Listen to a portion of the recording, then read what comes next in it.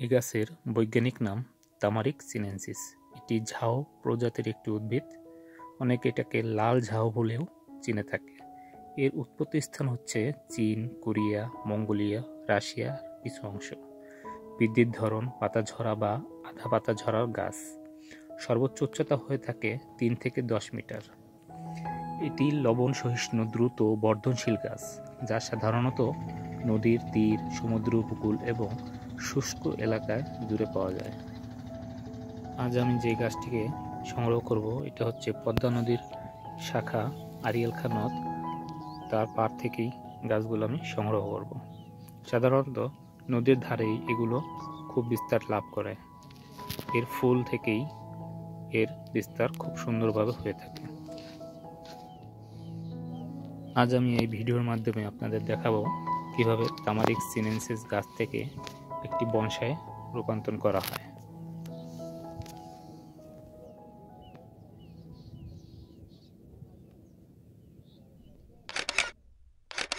Hello বন্ধুরা, আসসালামু আলাইকুম।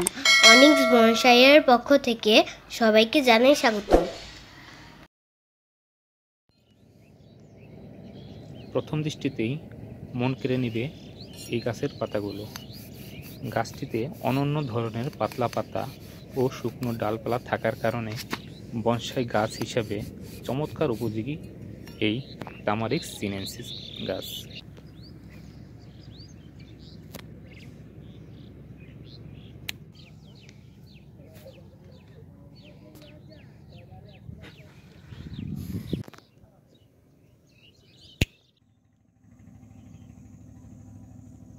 এই গাছের আরেকটি আকর্ষণ হচ্ছে এর ফুল।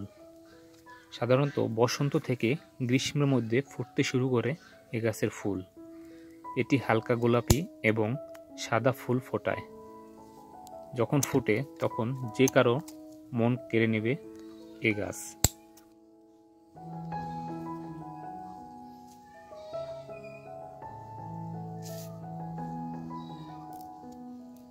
এ গাছ দ্রুত বর্ধনশীল, তাই নিয়মিত ছাঁটাই প্রয়োজন।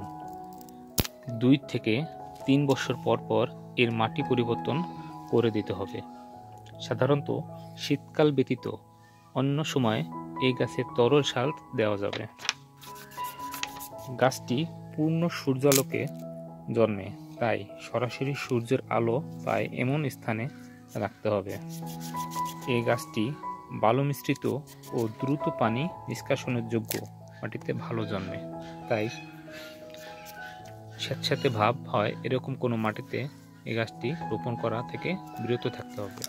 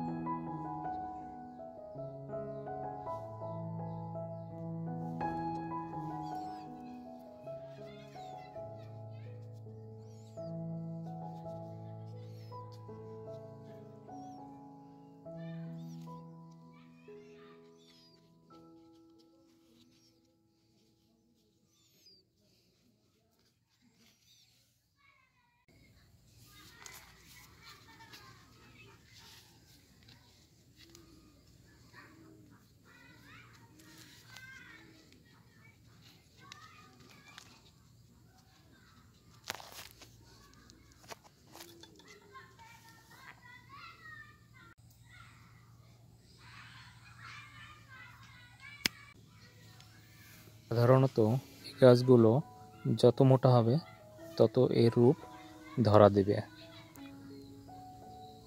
এই গাছগুলো যে কোনো শেপে দেওয়ার জন্য যার যার রুচি মতো ওয়ারিং করে নেওয়া যেতে পারে। বিভিন্ন ধরনের ওয়ারিংয়ের ছবি গুগলে সার্চ দিলেই এর সুন্দর সুন্দর ওয়ারিংয়ের ছবিগুলো পাওয়া যাবে। এরকম আরো সুন্দর সুন্দর ভিডিও পেতে চ্যানেলটি সাবস্ক্রাইব করুন, লাইক ও কমেন্ট করুন এবং সবার আগে নতুন ভিডিও পেতে বেল আইকন চেপে দিন।